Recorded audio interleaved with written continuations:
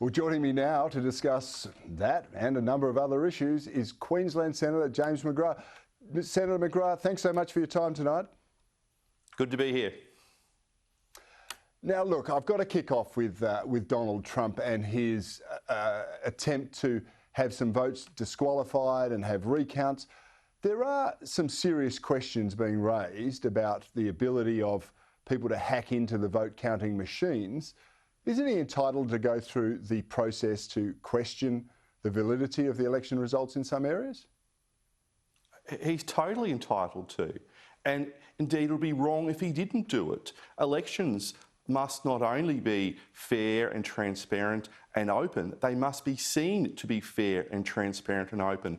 And what we've seen in some counties, some Democratic-run counties in the United States, is there's some really dodgy things that have happened. And we can just look at what's happened in Wisconsin, where the president's actually written out a cheque for $3 million to ask for a recount in a couple of counties. And what's happened is the Democrat-controlled Board of Elections have looked at the petition that was filed by the Trump campaign, and they're actually rewriting the rules. So there's some real dodginess going on over in the United States at the moment, and that is unfortunate because, you know, you've got to make sure that every vote that was validly executed by the voter is counted.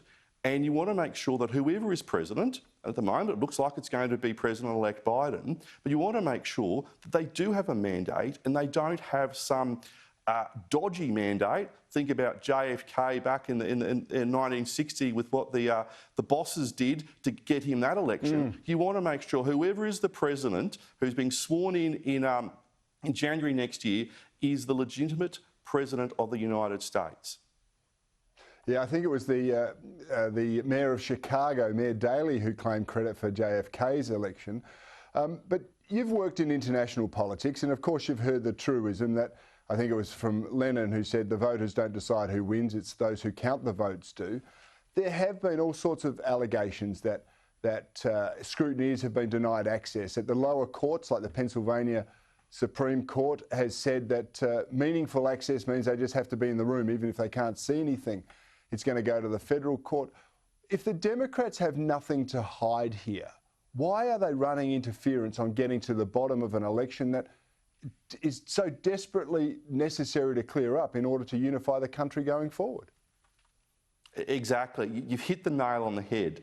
And I speak from experience. We had the Queensland election a few weeks ago, which I'm still recovering from. I'm still depressed and angry. But what happened in that election, we think about the state seat of Bundaberg, which my party lost by 9 votes. But what happened during the counting of those votes is the Liberal National Party and the Labor Party were able to go in there and were able to observe each actual ballot paper being put in certain piles, and we're able to have discussions and challenge different ballot papers in relation to whether they were a valid vote or an informal vote. So that's when I go back to elections must not only be transparent, they must be seen to be transparent. So if the Democrats are saying that Biden is the legitimate elected president of the United States, well, they shouldn't be worried about a bunch of Republicans going into a room and looking at the ballots and looking at how they put it into piles, or looking at how doing the scrutineering that you expect from an election. And it's interesting, James, in a Georgia recount today, 10,000 votes were actually given to Joe Biden and 13 to Donald Trump. But when they were checked, it was actually only 1,000 votes to Joe Biden and 13 to Donald Trump. It's a 9,000 vote turnaround. But you raise a point about Queensland elections and Australian elections. Sky News' Peter Credlin identified in a column recently there are repeated instances of people who continue to vote multiple times at every single election. So much so that the AEC wrote to 4,600 of them, I think, to warn them not to do it again. And yet we very rarely see any prosecutions, or we haven't seen any legislative change. Why aren't voters expected to provide ID at the ballot box when we ask them to do it to enter any convention? You've got to sign in now with coronavirus everywhere. When are you going to change this? Exactly. You go into a surf club, you've got to show ID, you've got to sign in now if you want a cappuccino down at the coffee club. But if you want to go and vote, which is the most important civic act you can take it as a citizen, you can just wander in. The weird thing is, you and I spend a lot of time on polling booths. Most people actually expect they have to show ID. And they're surprised when they don't have to. So I'm chair of the Joint Standing Committee on Electoral Matters, which is a glorious body here in Parliament. And before the 2019 election, we recommended that voter ID should be brought in. We're currently doing our review into the 2019 election, and it'll be wrong of me to second guess what the committee would recommend, but I'm a strong supporter of bringing in voter ID, and indeed it is the policy of my party, the Liberal National Party, for people to show some form of ID when they go to vote to stop this double counting. Think about the state seat of Bundaberg.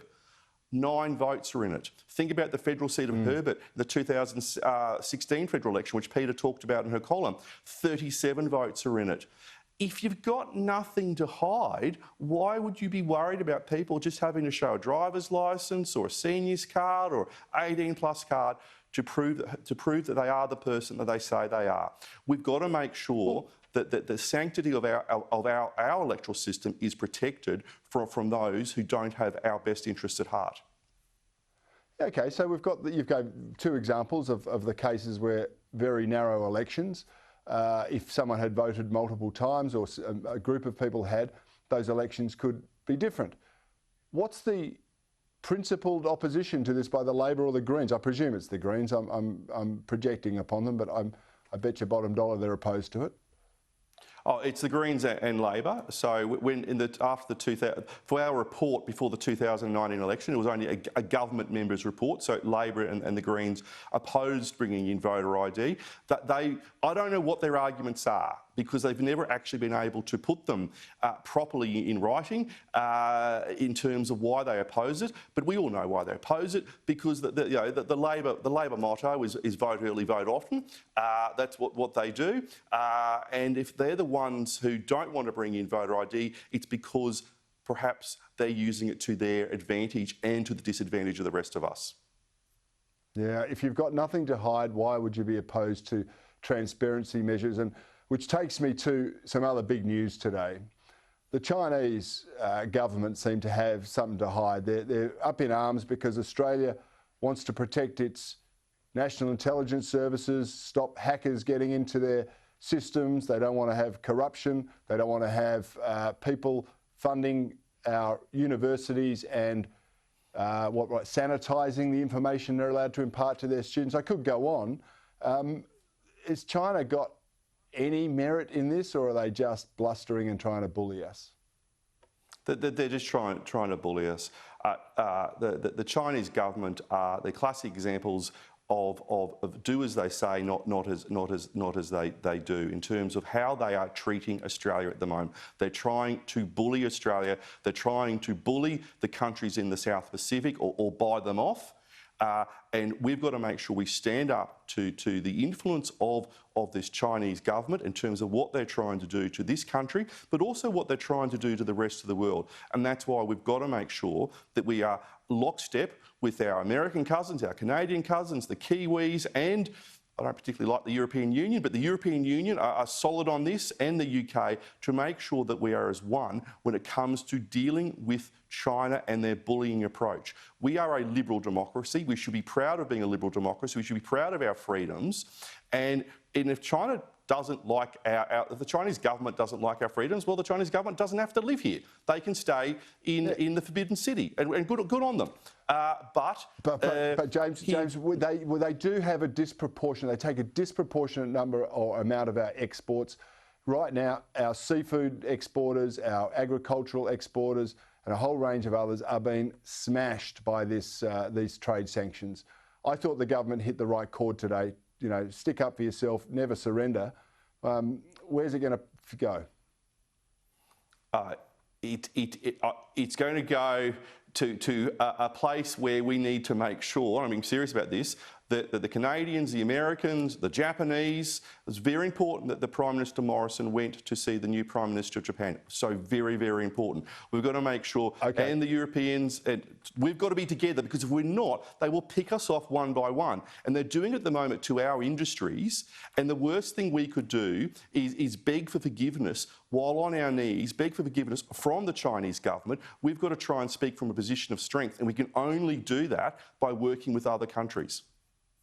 Yeah, James McGrath, I'm so sorry we're out of time. Hopefully we'll get to do this for longer next time. But thanks for joining me tonight.